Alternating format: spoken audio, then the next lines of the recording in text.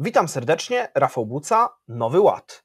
Kilka dni temu przez Wiedeń przeszła manifestacja identytarystów, czyli tak zwanych tożsamościowców, ludzi sprzeciwiających się masowej imigracji, będących zwolennikami afirmowania własnej tożsamości, takiej wspólnotowej, o tym będę zaraz mówił, ale to, co jest kluczowe, to to, że były to setki młodych ludzi idących pod hasłem reemigracji, czyli odesłania ponownego imigrantów do swoich domów oraz zatrzymania procesu masowej imigracji do Europy. Maszerowali nie tylko pod hasłem reemigracji, ale też pod hasłem odeślijmy ich z powrotem. Ich, czyli w domyśle imigrantów. I to jest bardzo interesujące, ponieważ często takie manifestacje kojarzą nam się z ludźmi, którzy niekoniecznie wyglądają na uśmiechniętych, często na wkurzonych, oburzonych, często używających mocnych, nawet wulgarnych haseł, a tutaj były to grupy w znacznej mierze młodzieży, chyba praktycznie samej młodzieży, elegancko ubranej, bardzo uśmiechniętej i posługującej się różnymi takimi popkulturowymi wstawkami, które są co najmniej zachęcające i odbiegające od takiej klasycznej estetyki, do której przywykliśmy, jeśli chodzi o tego typu ruchy i tego typu manifestacje. Widzicie, młodzi, uśmiechnięci ludzie, którzy chcą po prostu życia w bezpiecznej Europie. Europie, w której będą Europejczycy, Europie, która szanuje swoją tradycję, w której nie ma tej, jak to oni mówią, właśnie obecnie tej manifestacji, nie ma wielkiej podmiany etnicznej, nie ma mas imigrantów z całego świata, którzy zastępują Europejczyków, a przeciwko nim stali anarchiści, często wyglądający znacznie bardziej niebezpiecznie niż ci ludzie manifestujący, a jednak narracja głównie niemieckojęzycznych mediów, bo głównie niemieckojęzyczne media się na tym skupiały, była taka, że to właśnie ci zwolennicy reemigracji, są bandyci, skrajni, faszyści, skrajna prawica, ekstremiści i wszystkie inne epitety, które już Państwo sobie pewnie są w stanie wyobrazić. I to, co jest interesujące, to to, że pomimo, że być może wielu z Was o tej manifestacji słyszało i ona rzeczywiście odbiła się bardzo dużym echem w świecie, zwłaszcza tym takim prawicowym, to nie była ona wcale liczna, bo szło w niej mniej niż 1000 osób. Naprawdę, to się wydaje zaskakujące, ale to nie była wcale liczna manifestacja, a jednak odbiła się bardzo, bardzo szerokim echem, była komentowana na całym świecie. Z jednej strony straszono w tej niemieckojęzycznej prasie ekstremizmem, tym właśnie faszyzmem rzekomym, z drugiej strony prawicowa prasa w różnych częściach Europy pisała o budzącej się Europie, o nadziei, o tym, że młodzi ludzie dołączają do tego frontu takiego zjednoczonych Europejczyków o narodowo-populistycznych, narodowych, patriotycznych poglądach, którzy się sprzeciwiają imigracji. I właśnie, kim właściwie są ci ludzie? To jest interesujące, bo nie była to, manifestacja, czy to, Austriackiej Partii Wolności, czy AfD, czy żadnej innej partii prawicowej, narodowej, którą kojarzymy. Była to manifestacja właśnie ruchu tożsamościowego, tych tak zwanych identytarystów, to można tłumaczyć jako tożsamościowcy. I kim właściwie oni są? To są ludzie, którzy, w ogóle ruch identytarystyczny wywodzi się z myśli Alaina de Benoist, czyli francuskiego myśliciela, który jest określany jako myśliciel, założyciel właściwie nurtu europejskiej nowej prawicy. Nie mylmy z tą taką nową prawicą thatcherowsko-reaganistyczną, bo tu zupełnie o coś innego chodzi. Są to ludzie, którzy nawiązują do takich idei jak komunitaryzm, wspólnotowość, jak sprzeciw wobec liberalizmu, i to zarówno ekonomicznego, jak i obyczajowego.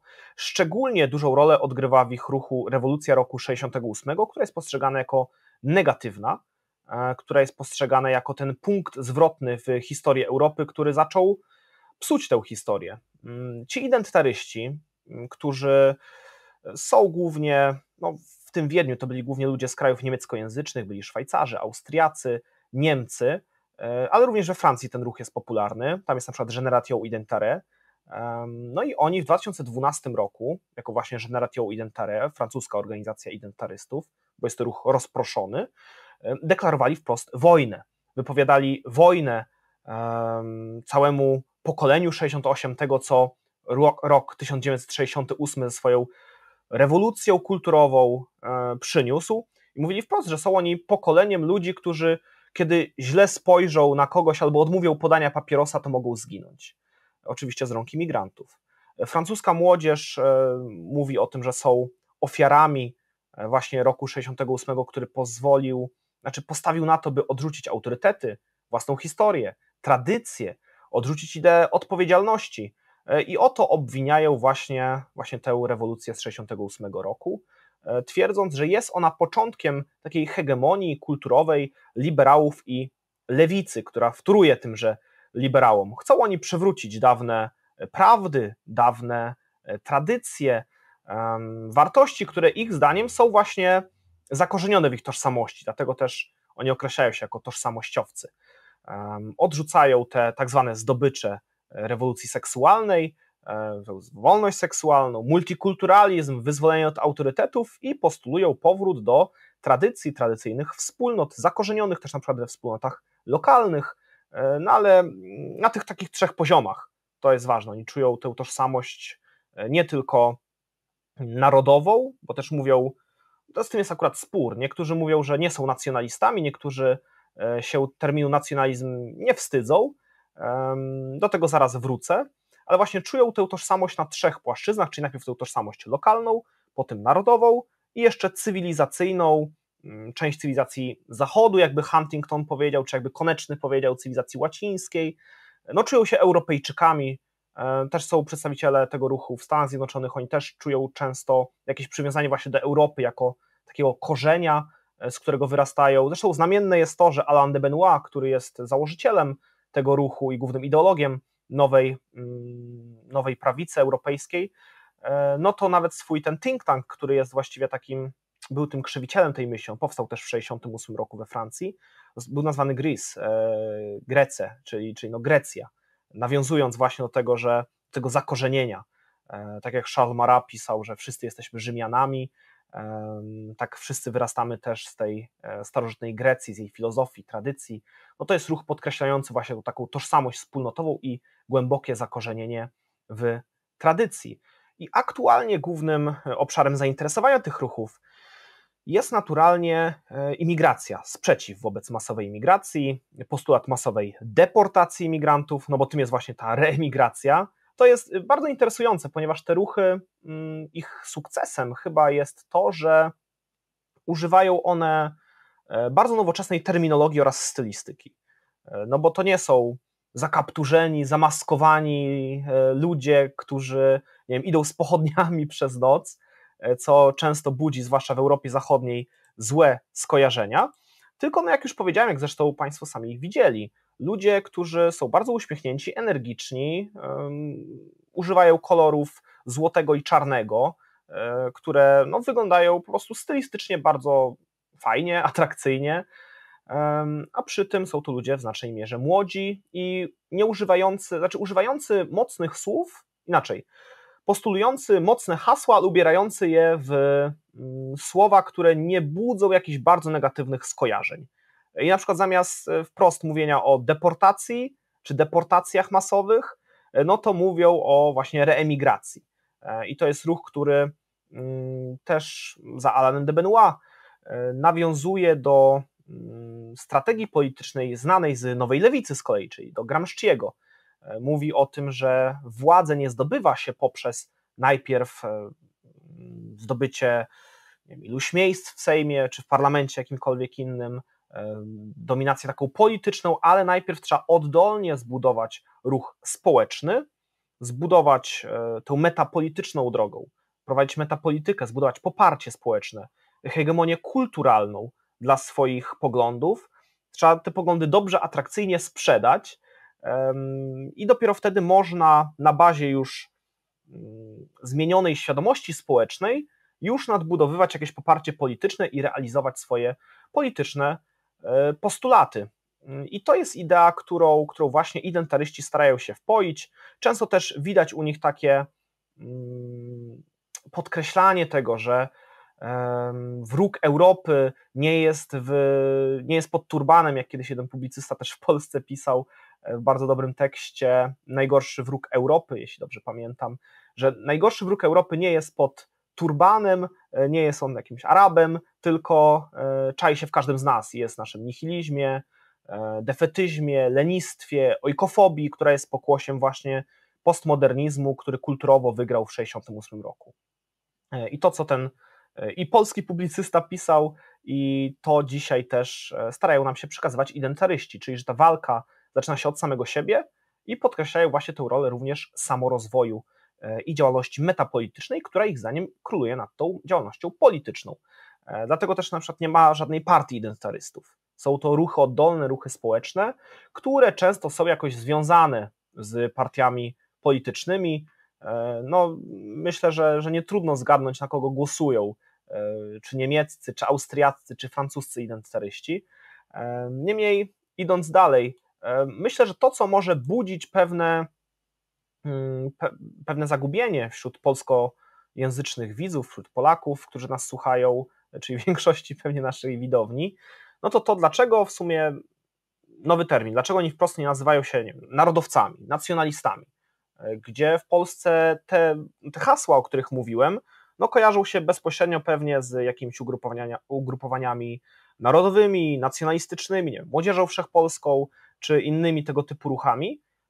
Czemu nowy termin, czemu identytaryzm? I to jest interesujące, bo to trochę jest zakorzenione po prostu we francuskiej kulturze, francuskim języku. Ma to związek z tym, że no, nacjonalizm jest jednak ideą, która wywodzi się z rewolucji francuskiej. Alain de Benoist podkreśla to, że jest to termin, który właśnie wychodzi z tej rewolucji francuskiej, kojarzy się z taką unifikacją, z ujednolicaniem, z taką odgórnym państwowym narzucaniem pewnej tożsamości i rugowaniem tych tożsamości lokalnych, a wiemy, że we Francji no to jest no dużo bardziej żywe niż na przykład w Polsce, no bo w Polsce nie mamy wiele tych tożsamości lokalnych, które dzisiaj jakoś mocno afirmują swoją odrębność, a jednak we Francji no jest to dużo bardziej wybijające. No i przez to oni jakby odchodzą trochę od tego nacjonalizmu, zwłaszcza właśnie Alain de Benoist, chociaż no, tak jak mówiłem, nie wszyscy i na przykład identytaryści dużo częściej już utożsamiają się z samym nacjonalizmem, no ale te korzenie europejskiej nowej prawicy są w zasadzie nie nacjonalistyczne, tylko dążą do stworzenia czegoś nowego, mimo że w zasadzie dla wielu z nas może to się po prostu wydawać w zasadzie nacjonalizmem albo czymś tożsamym, jednak no, to jest zakorzenione w języku francuskim, no bo po rewolucji francuskiej no, pojęcie Francuza, pojęcie nacjonalizmu, narodu francuskiego było, jakby to powiedzieć, odetnicznione. Czyli no, że ktoś, kto stał się obywatelem Francji, no już był Francuzem. I dlatego kojarzono ten nacjonalizm właśnie jako po prostu nacjonalizm, powiedzmy, obywatelski, a nie jakiś etniczny, narodowy, taki w tym sensie no, prawdziwego narodu francuskiego, co dzisiaj ma duże znaczenie, no bo dając na przykładzie na przykład, no co za Francuzem jest Algeryjczyk, który mieszka tutaj od nie wiem, 10 lat we Francji. No jeśli ma francuskie obywatelstwo, to jest w zasadzie, zgodnie z tą ideą rewolucji francuskiej, no już członkiem, jako obywatel narodu francuskiego. No ale no, nie zgadza się to z pewnym takim pojęciem bardziej etnicznym, pojmowaniem narodu, jaki właśnie reprezentują identytaryści i który jest też w Polsce obecny.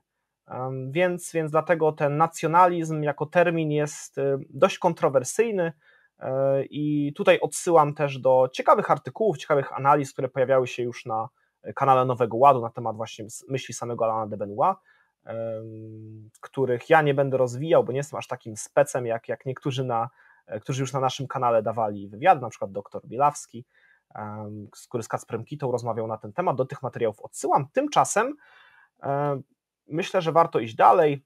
Oczywiście te ruchy odwołują się też do szerszych różnych myślicieli, idei europejskich, narodowych, konserwatywnych, do Ernesta Jungera, Maurice'a Barresa, Juliusa Evoli, Karla Schmitta. Warto jednak, zamykając kwestię korzeni tego ruchu identytarystycznego, wspomnieć o tym, jakie podejście ma właśnie sam Alain de Benoist do liberalizmu, bo to się wydaje takim trzonem jego myśli. No on bardzo mocno sprzeciwia się liberalizmowi, co wydaje się być może nie do końca charakterystyczne dla w ogóle prawicy europejskiej, no bo na przykład w Polsce bardzo często, kiedy mówimy, no nie wiem, prawicowe poglądy na gospodarkę, no to myślimy właśnie o liberalizmie gospodarczym, a mimo to Benoist podkreśla właśnie sprzeciw wobec sakralizacji rynku, wobec tego, że rynek, zgodnie z myślą choćby Hayeka, staje się w zasadzie bóstwem, które określa wszelkie zasady funkcjonowania społeczności, że liberalizm narzuca w pewnym stopniu błędną antropologię człowieka jako jednostki wyzutej z jakiejkolwiek tożsamości. To jest coś, z czym identytaryści nie zgadzają się fundamentalnie, bo jako ruch tożsamościowy w swojej istocie nie mogą zgodzić się na ideologię, która prowadzi do tego, że człowiek staje się podporządkowany regułom rynkowym, kupna, sprzedaży, obsesji wzrostu PKB i w ogóle ciągłego wzrostu. I też to właśnie zdaniem europejskiej nowej prawicy doprowadziło w ogóle do kryzysu migracyjnego, czyli że nie tylko lewica tu jest jako powiedzmy taki pożyteczny idiota, który zgadza się na to i propaguje to, by ściągać imigrantów coraz więcej, ale tak naprawdę jest to wszystko podporządkowane wielkiemu kapitałowi, czyli właśnie zasadom liberalnym, które napędzane chęcią ciągłego wzrostu i zasadom rynkowym ściągają armię kapitału, znaczy armię tanich pracowników, którzy napędzają wielkie firmy, które napędzają jako tania siła robocza przedsiębiorstwa i zgodnie z taką logiką właśnie indywidualistyczną, rynkową, mimo że niszczą te lokalne społeczności, to jednak z racji na to, że opłaca się to wielkim firmom, opłaca się to kapitałowi, to mogą oni być tutaj ściągani masowo, nawet jeśli na przykład zaszkodzi to pracownikom francuskim, nawet jeśli jest to z jakąś szkodą dla spójności narodowej, dla bezpieczeństwa, to jednak logika rynkowa podpowiada, że jeśli to się opłaca i prowadzi do wzrostu gospodarczego, to można po prostu tych imigrantów tutaj ściągać. Tak jak nasza cywilizacja w ogóle jako taka jest wielkim zbiorowym wysiłkiem, jakimś zbiorowym osiągnięciem, to logika liberalna odrzuca w zasadzie jakieś wielkie zbiorowe osiągnięcia, bo domykając zatem, liberalizm jest w opinii europejskiej nowej prawicy błędem antropologicznym, który doprowadza do odczłowieczenia jednostki, wyrwania jej ze wspólnoty, a ruch identytarystyczny wyrosły właśnie z europejskiej nowej prawicy, jest ruchem po prostu głębnie wspólnotowym. I wracając do identytarystów, identytaryści lubią symbolikę i bardzo mocno przykuwają do niej dużą wagę, do estetyki, do właśnie miejsc symbolicznych, tak jak na przykład blokowanie powstania meczetu w Poitiers, czyli miejsca, gdzie chrześcijanie w VIII wieku odparli najazd muzułmanów, wiemy, Karol Młot, każdy o tym na historii pewnie czytał. Chrześcijańskie wojska we Francji odparły najazd muzułmanów i jest to uważane za jedną z najważniejszych bitew w ogóle w historii naszej cywilizacji. I tak jak analogia jest tutaj bardzo prosta, że identytaryści chcieli podkreślić, że tak jak w VIII wieku Francuzi odparli najazd imigrantów, tak teraz, najazd ludności arabskiej, taki właśnie podbój, tak dzisiaj odeprą oni najazd imigrantów, których też określają jako podbój. Zwieszali oni transparenty też z wielu takich symbolicznych miejsc, choćby z Bramy Brandenburskiej, organizowali liczne manifestacje, jak właśnie ta, o której teraz dyskutujemy w Wiedniu. I jednym z prowadzących właśnie tę manifestację był Martin Sellner. To jest jeden z liderów ruchu identytarystycznego, też bardzo ciekawa postać, bo jest to chyba obecnie jeden z najbardziej zwalczanych systemowo aktywistów w Europie Zachodniej. Na przykład rok temu w Ulm, to są południowe Niemcy, policja rozbiła spotkanie, na którym miał się pojawić Sellner. Nie było go tam, ale kiedy tam policja wparowała, to młodzież zaczęła skandować hasło o reemigracji, czyli właśnie o tej deportacji imigrantów. Wcześniej policja przerywała odczyty książek Sellnera. W zeszłe wakacje w miasteczku Nullingen właśnie odbyło się takie przerwanie przez służby spotkania z Sellnerem. Jeszcze wcześniej w Szwajcarii policjanci blokowali spotkanie młodzieży prawicowej z Sellnerem, wyłączając prąd.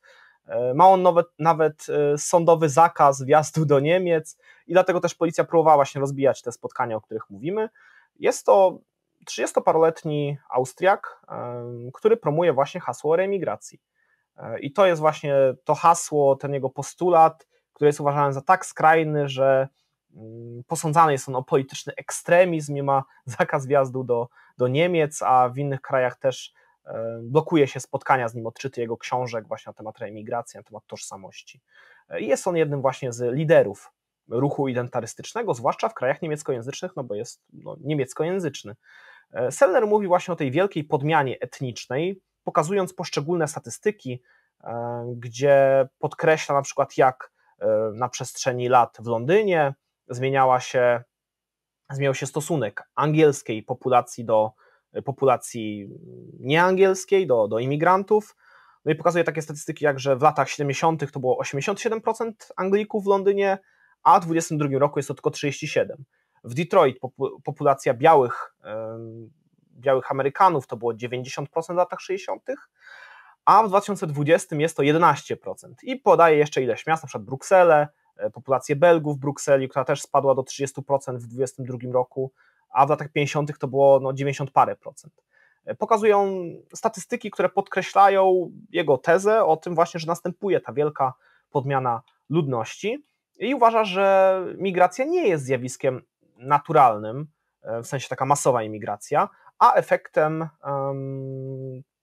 polityki propagandowej, cenzury, która blokuje jakąkolwiek krytykę tego procesu, a sam proces służy wielkiemu kapitałowi i jest procesem całkowicie nienaturalnym. Jest to czymś, co powinniśmy jako Europejczycy powstrzymać, bo podkreśla, że jako rodowici Europejczycy coraz rzadziej czujemy się po prostu dobrze, czujemy się, jakbyśmy byli we własnym państwie, kiedy w nim jesteśmy, czujemy się coraz bardziej obco.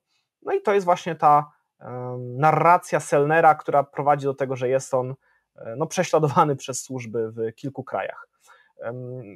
Jego koncepcja jest dość bogata, bo zakłada różne etapy, różne grupy imigrantów i on dzieli ich na nielegalnych, na osoby nie będące obywatelami oraz na niezasymilowanych. I uważa on, że migrantów ekonomicznych, którzy wjechali do kraju nielegalnie, no to od razu trzeba reemigrować. Natomiast osoby nie będące obywatelami to są, jak pisze Sellner, teraz mam to przed sobą, stanowią oni obciążenie często ekonomiczne, karne lub kulturowe i należy zaprzestanie masowego nadawania im obywatelstwa, odebranie zezwoleń na pobyt i również reemigrację. No i są jeszcze ci, którzy dostali już to obywatelstwo, ale pozostają niezasymilowani. No i tutaj Sellner postuluje wywieranie presji kulturowej, ekonomicznej oraz tworzenie zachęt do dobrowolnego powrotu. Bo naturalnie ludzi, którzy są obywatelami już danych krajów, to ciężko reemigrować, mówiąc językiem identytarystów.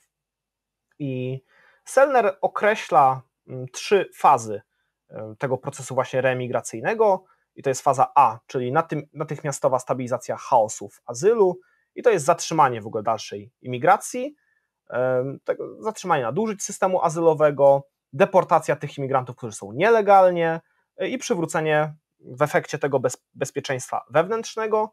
Następnie jest naprawa systemu migracyjnego, to jest faza B, która ma na celu zatrzymanie legalnej migracji, po prostu pewnie stworzenie jakichś systemów, które miałyby ograniczyć również migrację legalną. I tutaj widzimy na przykład różnicę jego podejścia z niektórymi niekompletnymi podejściami partii, często prawicowych, które mówią tylko o sprzeciwie wobec nielegalnej imigracji, a zapominają o tym sprzeciwie wobec legalnej, która również jest szkodliwa i również większość tych imigrantów, przecież, którzy są we Francji, którzy dzisiaj sprawiają, że Francja wygląda tak, a nie inaczej, czy Bruksela, czy inne europejskie miasta, to nie są imigranci nielegalni, tylko ludzie, którzy z jakiegoś powodu tutaj wjechali. Więc zatrzymanie również tej legalnej migracji, a następnie faza C, to jest przywrócenie, odwrócenie czynników wypychających ludzi z krajów trzeciego świata do właśnie Europy, zatrzymanie, jak on mówi, tej wielkiej podmiany i doprowadzenie do tego, by po pierwsze ci ludzie do Europy nie przyjeżdżali, czyli domyślam się, że może to być na przykład polepszenie warunków bytowych w samych tamtych państwach, inwestowanie tam, nie ściąganie ich, ludzi z trzeciego świata do właśnie Europy, zaprzestanie ściągania taniej siły roboczej, polepszanie na przykład warunków ekonomicznych dla pracowników i w efekcie tego powstrzymanie procesu ściągania imigrantów. Sellner uważa, że da się sytuację migracyjną naprawić w ciągu około 30 lat. I tu on podkreśla też różne kolejne fazy, Daje on przykłady państw, w których przybysze nigdy się nie zasymilowali. Uważa on, że ta asymilacja jest często niemożliwa i że asymilowanie milionów imigrantów, o czym wielu nam mówi, że jest to możliwe, że oni właśnie będą się asymilować, że oni będą wkrótce stanowili członków pełnowartościowych naszych społeczności. Sellner uważa, że jest to niemożliwe, że nie dojdzie do tego, by imigranci się ostatecznie zasymilowali, dlatego należy właśnie doprowadzić do procesu tej reemigracji. Więc podsumowując, identaryści są ruchem tożsamościowym, skupiającym się przede wszystkim na tym haśle właśnie reemigracji, które propaguje Martin Sellner. Są oparci o podstawy, które stworzyła Europejska Nowa Prawica, czyli Alain de Benoit, który jest oparty jeszcze na tych różnych europejskich prawicowych myślicielach. Są to ludzie, którzy bardzo przypominają wiele ruchów narodowych, nacjonalistycznych w Europie, różnią się raczej formą, która mimo wszystko jest dość atrakcyjna, raczej skupiająca się właśnie na protestach, na zmianie mentalności społecznej, na metapolityce, a nie na działalności stricte politycznej, i są ugrupowaniem, które jest popularne w Europie. Ta akcja w Poitiers, blokowanie meczetu, było w 2012, czyli już od kilkunastu lat. Wtedy też była ta słynna deklaracja wojny, o której mówiłem, kiedy wypowiedzieli tę wojnę pokoleniu 68, ideologii pokolenia 68, ale tak w zasadzie najgłośniej o nich było od momentu tego wielkiego kryzysu migracyjnego, rok 2014, 15, 16, kiedy były te liczne zamachy, kiedy też wyszła książka Welbecka Uległość, gdzie przedstawiają też identytarystów i Front Narodowy w kontrze do muzułmanów, którzy przejmują władzę nad Francją, zapowiadając to, albo nawet przepowiadając, bo widzimy na przykład, jak wygląda sytuacja w Wielkiej Brytanii, gdzie już powoli muzułmanie przejmują choćby samorządy. Hasło reemigracji, które propaguje Sellner i ruch identytarystyczny, jest hasłem interesującym o tyle, że brzmi ono właśnie bardzo miękko, a w zasadzie niesie bardzo poważną treść, która mogłaby być jest w zasadzie przez wielu liberałów, liberalną, lewicową pracę traktowana jako rasistowska, faszystowska, chociaż sam na przykład Benoit wielokrotnie krytykował ruchy na przykład nazistowskie czy faszystowskie i absolutnie się od nich odcinał. Ruchy identytarystyczne czasem nawet nie wspominają o nacjonalizmie, więc myślę, że jest to raczej przesadzona. Są to ludzie, narracja jest raczej przesadzona, są to ludzie, którzy raczej chcą po prostu pewnej spójności etnicznej w ramach swoich państw, chcą tego, by czuć się bezpiecznie i zauważyli, że procesy migracyjne, które dotknęły Europę, procesy masowej imigracji, po prostu te bezpieczeństwo obniżają.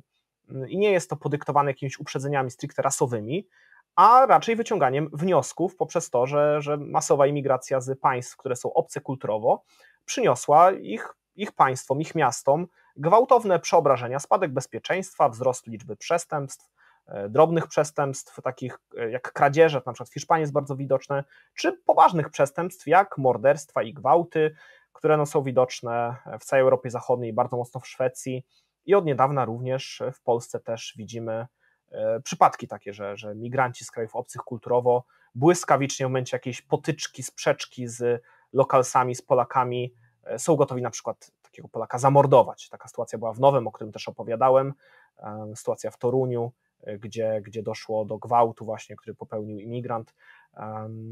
Takie sytuacje, jeszcze pamiętam parę lat temu mówiliśmy, że Polska jest tym bastionem Europy, która może się od tego obronić. Te sytuacje doszły do nas i wydaje mi się, że też hasło reemigracji, może nie w takiej formie, ale hasło takiej deportacji imigrantów również powoli będzie do Polski dochodziło, chociaż na razie nie jest ono tak popularne, jest ono popularne głównie właśnie na Zachodzie z prostego powodu, że na Zachodzie po prostu już widać skutki masowej imigracji. My dzisiaj na przykład w Polsce, kiedy spojrzymy na te manifestacje antyimigracyjne, to widzimy hasła takie jak stop masowej imigracji, czy stop nielegalnej imigracji, czyli jesteśmy jakby na tej fazie jeszcze sprzeciwu wobec tego, by oni napływali, a w Europie Zachodniej już doszło do tego, że oni napłynęli, więc pojawiają się częściej hasła właśnie deportacyjne, promujące sprzeciw wobec, nie tylko sprzeciw wobec ściągania ich, ale też postulowanie pozbycia się po prostu tych ludzi, czy którzy są nielegalnie, czy po prostu tych, którzy są niebezpieczni i są odlegli kulturowo. Tak, to w takim razie na tyle. Bardzo dziękuję za uwagę, zachęcam gorąco do wspierania nas, do komentowania tego filmu, dzielenia się swoimi przemyśleniami. Zachęcam do wspierania nas poprzez serwis Patronite. Możecie nas wesprzeć dowolną wpłatą, możecie nas wspierać regularnie i dzięki temu zyskać szereg korzyści. Ja tymczasem żegnam się. Do usłyszenia. Rafał Buca, Nowy Ład.